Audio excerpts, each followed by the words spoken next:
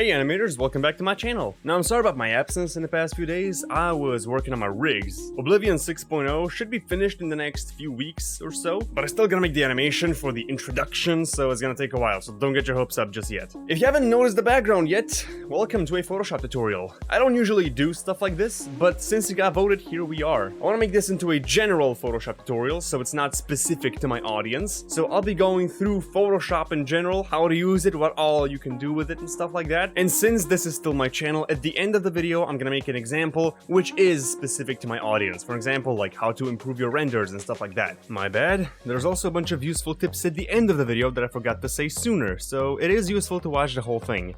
So if you're a Photoshop noob and want to learn Photoshop, this is still the right video for you, don't worry. Now, I think it's best we begin. So this is what you should see when you open Photoshop. Some of you might be confused, like what to even do. I can click tools, but I can't do anything with anything. That's because the software is running, but you don't have a project open yet. So let's go ahead and click File, New. In here, you can choose a bunch of presets or define your own dimensions. Let's go Full HD. RGB, because this is digital art. If you're gonna print stuff, you should choose SMIC. Or at least that's what it's called here. I don't know how you English people pronounce it. This is now your project. Obviously, if you want to draw, you have your brush tool. You have your color window here, and it should pop up this. You can choose any color you want, and you can draw with your brush. You can right-click to adjust your brush size, brush hardness. So for example, this is the normal brush, and if I increase the hardness, this is the hardness brush. You can tell what's going on. If you want to be more precise with what you do, you can select certain areas on the image. For example, you have the selection tools here, and as you see, there's a little triangle at the bottom of the icon. If your icon have this triangle, you can right click to select different kinds of the tools. You have rectangles, elliptical, so you can select in circles. You can even select a single row. So this entire row, 1 pixel is selected, so you can paint in this 1 pixel. Obviously, if you have stuff selected, you won't be able to paint anything outside the selection. Lasso selection, so you have either a regular lasso tool, which will make a selection based on what you draw,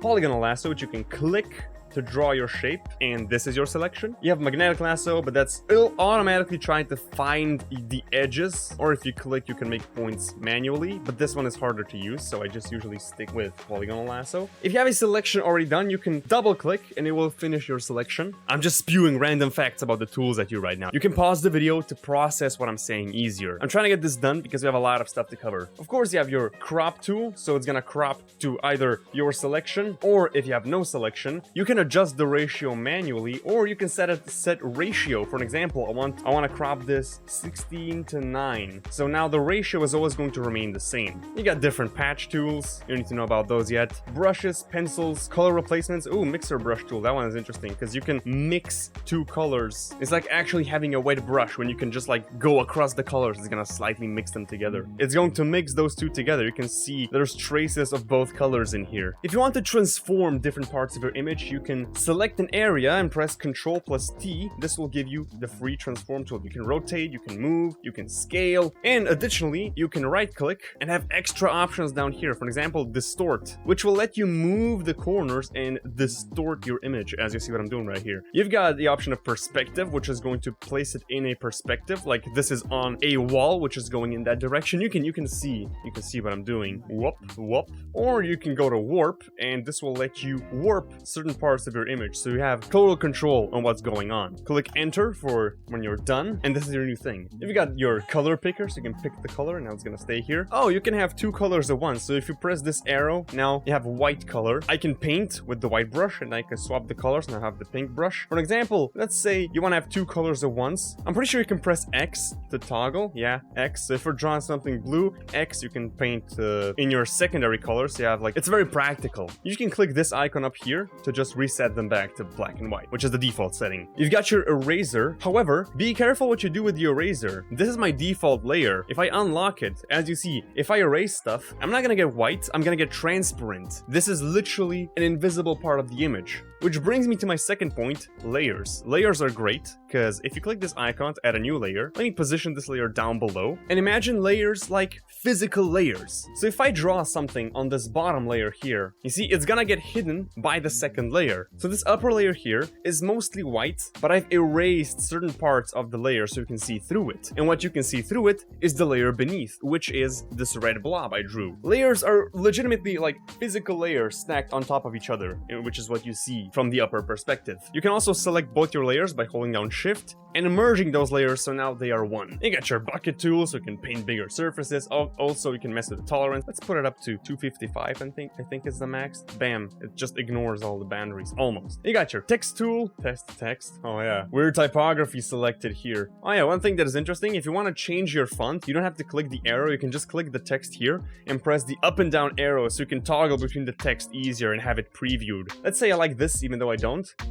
You can change its color, change the type of the text. Hold on, let me just pick something narrow, italic, bold, and stuff like that. Text variations, you have the text size here. You can even type in your number and it's going to count it. You can select your paragraph and all sorts of things like this. But if you want more control, you can go to Window and first you have character. So this is how you customize your, as well as window paragraph, so you can customize the alignment and all the displacements and stuff like this. You can find a lot of things in the windows. You can adjust brushes, you can see your history, you have libraries of presets you can use, color swatches. If you're in doubt, just open up the Windows panel and see if there's anything you can do in here. Something interesting you should probably know, on the move tool, this auto select icon. If I turn this off and want to move this red blob somewhere, it's gonna move the text because it is selected on the layer. However, if this auto select is off, even though if my layer is selected, I can still move whatever I click on. One of the most useful tools is the pen tool, but it takes some practice to master. So you can either click to create points, and those points now create a shape, so this is now my shape. Or you can click and hold to make Bezier handles. So now, the next point that I create is going to be dragged into the direction of the Bezier. I can click and hold again to draw the second Bezier. So this is now my line. The Bezier is kind of like pull the line towards the direction of the Bezier. So the next point I click is gonna get dragged into the direction of this Bezier. So if I draw it up here, it's gonna go up. Let's say I make it like this. Now, without releasing click, I can hold down Alt and I can control the second Bezier without affecting the first ones. So now the next point can be dragged towards the first Bezier. Okay, let's finish this up. This is now my shape.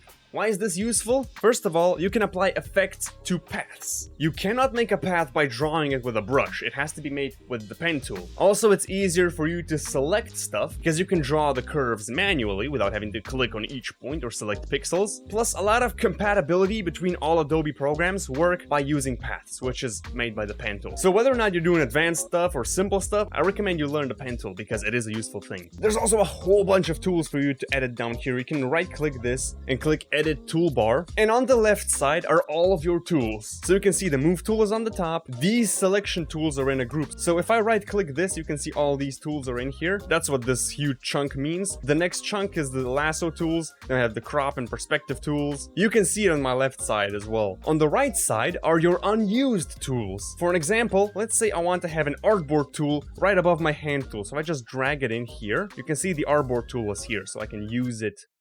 Oh, I didn't save it. Let's do this again. Done. There we go. Now I have my artboard tools. However, I do not need this because I never use it, so I'm gonna throw it away. Next I want to show you is layer effects. If I make a new layer, you can double click the layer, call it circle. Oops, my caps lock is on. You can also right click the layer to give it some color, red, so you can label your layer so you know which layer is for what. Boom. This is now my circle. So if you right click this layer, go to blending options up here, you have a whole bunch of stuff you can do simply to this circle because it's on its own layer. You can make it blend with the layer below in different ways. But it's hard to show it because the background is now white, so I'm gonna do this later when you can see the effects more clearly. Let's go to bevel and emboss. If you increase the size, depth, smooth, chisel soft, you can see what's going on, right? I'm kind of finding my words here, so I'm just gonna demonstrate and let you guys visualize what this is about. This is the light source. This is the transition from the light. You can change the highlights and the blend mode of the highlights individually, as well as the dark tones. We've got stroke. Let's make it red so we can see it. Make it thick. You can generate on the inside, on the outside, center. You can change its opacity. You can make an inner shadow to your shape, the size, the choke. It's something you gotta play with. Inner glow, so it's the same thing, but it's white. Satin, I don't know how it's pronounced. My bad, I'm not English. Let's make it red so you can see what this is. This is the distance, this is the size. You can see its effect here in the preview. You can have a color overlay, so let's say it's gonna overlay red color. Why this is useful is because of the blend modes again. You can have different effects, especially, this is now just one tone of green. If this was a detailed image, you can apply some interesting effects simply with the color overlay. Similarly, we have gradient overlay, pattern overlay, we have outer glow, which you won't see right now because everything else is white. Hold on, move the circle out so you can see it here. And lastly, drop shadow, which you can also tweak individually. So a lot of things can be done with the layer effects, and I kind of do this for my thumbnails. You can see the thumbnail of this video is done in a similar way probably. Now let's take a look at something else. I've taken this picture of my watch during lockdown for some random reason, and we're gonna try to do something with this. Let's say I want this circular part of my watch to be brighter. Let me go to lasso select tool because I trust this one the most because it gives me a lot of control, and just click around the edges and select this thing. Be right back.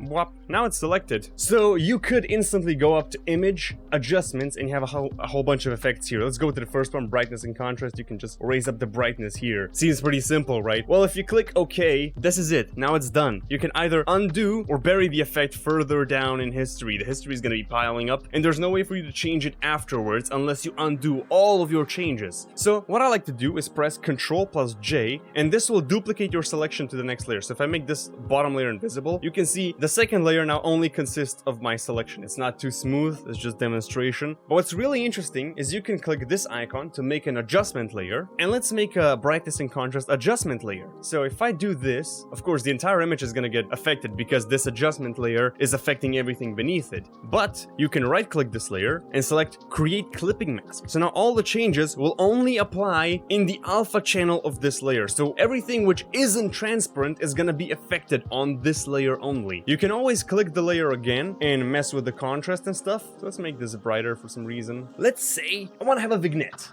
Make a new layer up here, call it vignette. Let's give it a violet label, just because we can. Let's go to an elliptical marquee. So we select a circle on this image. We can right click, select inverse. So now everything except this circle is selected. You can do the same by going to select inverse up here. And now again, you can either right click feather or go to select modify feather. There's multiple ways of doing the same thing. Let's say I want to give it 200 pixels of feather. And now select black color, go to the bucket tool, click, and this is now your vignette. Too intense? Yeah, I agree. Simply having your layer selected, go to opacity, put the opacity down a little bit, so now it's better. If you don't like how it looks still, you can always just click the eraser tool, raise up the size, put the hardness down to 0, and just manually delete some bits of the vignette. What else can we do? Okay, since we have this separate layer right here, let's say I want to make everything except this bit blurry. Well, since this layer is already isolated, let's just select the bottom layer. Let's press Ctrl+J and make this bottom one invisible. That's just so if I mess up, I still have the layer intact. Now select this layer. You can go to Filter, Blur, Gaussian Blur. So now you can crank this up and it's gonna be blurred, but your selection is intact because it's not on the same layer, it's not gonna be affected. I'm not making this to make the image better, I'm making this to show you how you can do things. Since we still have this layer isolated, let's try something. Let's go to blending options, and if you want to make like a thumbnail style of video, you can click stroke, make the color white, drop the size down a little bit, go to outer glow, boom. Okay, go to satin, give it some white satin so it looks like it's lit, boom. How about that? I honestly don't know what I would show you in a general Photoshop tutorial, so I'm showing you a bunch of random effects and a bunch of random things you can do in the software. So in that case, let's add some text. Gotta think of something to type. Watch. Okay, you can either resize your text here, or while having the text selected, again press Ctrl+T, which will let you resize the layer, and the text will not lose its resolution. It's gonna get resized properly. Now if you select your text tool, select your text, you have this option right here, which will let you deform your text in an arc, so you can have... And you can still change font weight and stuff, twist it around sideways. It's kind of laggy because this image is enormous. Okay, right click, blending options, gradient overlay, so now it's got this gradient, bevel and emboss, outer glow. You can see I do this often with my YouTube channel. Let's add another text. This is such a clickbaitable title, why am I doing this? And the fun bit is, you can just tick on your effects and they're gonna match the previous settings. Select the bottom layer, image, adjustments, maybe hue and saturation, drop the saturation down, down, so only the watch is now visible. Ooh, here's an interesting one. Let's say you only want to change the blue bits on the image. Select your watch layer right here. Go to Image, Adjustments, Hue, Saturation. Now, if you were to change the saturation of this, everything would change. Let's put this back to 0 and click this icon right here. This will give you an eyedropper tool, so let's just select this blue on the watch. So now whatever you change, it's only going to affect the colors you have selected before. You can even tweak this by moving the ends of the colors. So let's say I want to make this red. There we go. Click OK. Boom. What else can I show you? Which is basic. I know there's a lot of things there is to Photoshop, but I mean basic things for beginners that need to understand. Embedding files. Let's go to File, Place Embedded, and now just browse for a file. Okay, if you resize stuff, you can hold down Alt for it to resize from the center. If you resize it normally, the aspect ratio is going to remain the same. If you press down Shift though, you can deform the image all you want, just so you know. You'll see this icon here on your image. That means if you want to paint on it, it won't let you because this is a smart object. It's going to ask you if you want to rasterize the smart object, which will let you work on it. Just click Cancel for now, because you can also do it by right-clicking and go into Rasterize Layer. Just wanted to show you both methods. Now I can paint on this all over I want, but what I want to do is zoom in. Oh, you zoom in by holding down Alt and turning your mouse scroll wheel. This is a nice shape to cut out without any extra effort, so I'm just going to go with this one. I could have done the same thing with the magic wand tool. So it didn't select everything, but up here you have a bunch of options. So you can click this, and this will add onto your previous selection. So if I click this, whatever I click will now be added onto the already existing selection. So this is a quick way to do that. If you mess something up, say select the white bit as well, just select this, which will remove from the selection. So click this, it's gonna get removed from the selection. It works with all tools. Polygon lasso, you can have the same tools up here. You can add the selection or remove the selection or even intersect. So if I do this, the intersecting bit is going to be selected. Play with it. Now, when I have this selected, press Ctrl J, so it's going to make a new layer of this. Now I can do with this whatever I want. Hold on. Something is up. Ooh, there's pixels here. I didn't want that. Erase this part. Apparently I selected some pixels up here. So if you want to make this sit on the image better, right click, blend options, drop shadow. You can also move the shadow physically, but it's kind of laggy, so I recommend doing that with lower images. Now, we can all agree that this doesn't look the best, right? Because if you want to professionally Photoshop something to make it look like it's actually in the image, you wouldn't just be using layer effects. You would have to draw some shadows manually, use more advanced tools. I want to open this watch again, just to show you something, an interesting tool, which is called the clone stamp tool. So if you right click, you're gonna choose the brush size and hardness again. But the way you use this and what it can do is actually very interesting. So let me show you this. If you hold down Alt, you're gonna get this target icon, click somewhere, and now you've picked this bit of the image. Now, whatever you do, you're going to paint the same bit of the image onto the watch. Okay, obviously, if you go too forwards in, you're gonna get back to the watch. So be careful on where you do this. But if you do this enough times, you could potentially get rid of the watch, so you just have the table without anything else. However, it gets difficult because this bit of the table is in focus, this bit is not. Whereas the transition, because you can only pick from already existing bits of the image, sooner or later, you're gonna have this problem. So I am now pretty sure I showed you most of the things you need as a beginner, and this general tutorial is over. Now, since I promised that I'm gonna make a specific example for my audience, I have to do that as well now, obviously. I'll just take a few of these before and after images. I made this for a wallpaper competition. The theme was fishing. So I'm pretty much going to show you how I make my wallpapers. So one thing is I isolate all the things that I want in my image to have extra lighting. So let's go with this cod. I would normally use a magic wand tool or something, but the pixels here are too similar to the background, so it's just gonna select the background as well. I'm just gonna be sloppy. Ctrl J, fish. Now, what I can do with this fish, if you hold down Control and click this layer, it's going to select the fish. I probably should have mentioned that in the general tutorial. It's going to select everything which is not transparent, so the alpha channel. Now I can make a new layer, call it edge, and since I want to have like a orange/yellow sunlight, go to the edge, lower the brush size, and put the hardness down. And since these pixels are selected, I can't go above these pixels, so this is pretty handy for me. Also, another tip, if you click and hold Shift and click again, you're gonna make a straight line, which I should have mentioned in the general tutorial. I forget stuff. So I just want to make like an outline here. Let's say this is it. And now what you want to do with this is go to the blending options up here. So the entire layer is now gonna have like a soft light blending mode. So now as you see, this is normal, this is soft light. You see the difference. It blends with the layer differently. Overlay, lighter color, screen, multiply. You can see they have a different effect on how they affect the layer. I know a lot of you guys are gonna ask this, how to make lens flares. So just go to layer 1, filter, render, lens flare. It's gonna show you a preview. You can put your lens flare up here, change the brightness, change the type of the lens flare, click OK. But if you want more control, which I do, press Ctrl Z to undo, make a new layer, paint it black, and go to filter and repeat the lens flare. So it's the same lens flare as before, but it's separated on a black layer. So now you can make this layer have a blend mode of screen, lens flare on a separate layer, which you can manipulate. Go to image, adjustments, hue and saturation, change it so it's more orange-ish. Put the opacity down a little bit, or maybe, yeah, actually, you know what I'm gonna do? I'm gonna eraser. I can put the opacity of the eraser down here, so it's like less intense, so it doesn't erase all the way. So now the transition is way more smooth, so you can't really tell where it ends. So I'm keeping all of these bits from the lens flare, but I want to make a new layer, call it shine or something. I'm gonna make this one yellow, so I know this is a light layer, and just select the same bright bit like you did before. Make it like a 3000, no, that's too much. 2000, click somewhere in the corner, and change the blend mode simply. Color dodge looks nice, but I don't think I like it. Ooh, vivid light. Pump that up a little bit. Later on, you realize it doesn't look that nice. You want to tweak stuff, or not even do it like this in the first place. Woo. There. If you want to add custom shadows or stuff like that, again, let me select this guy.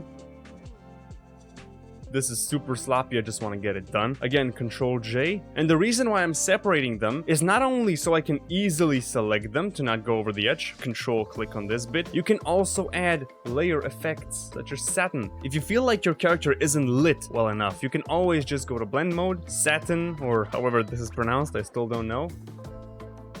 Since we have a sunset/sunrise thing, let's make the satin more orange. But still, like, without satin, with satin, you can see slight effects. It does tweak the image a little bit, and all those tiny tweaks make up for the grand effect. If you want ripples on your water, you can always just go to Google, water ripples. Let's go with this one. I don't even mind. File, place embedded. This was not a PNG. This is not transparent. See, this is a fake PNG. Why do people do this? This one is transparent. Save image. Blah, water ripples. Now, of course, rasterize this layer. You can either place them behind, which would be the smarter thing to do. Let's say I want to put this water ripple behind something which is not on a separate layer, and you don't need it to be on a separate layer. You can always just do this and delete the upper bit of the image. However, if you want to tweak stuff, you won't be able to get the full image back, so if you want to move it away. So it's probably smart for you to just leave it like this and make a separate layer, because you can always just tweak it later and not lose anything. Obviously, you're gonna tweak the blend mode, opacity, maybe even adjust some colors up here. Maybe you think it's too saturated, you should go hue saturation. It's your freedom. Also, one more thing, let's go to fish,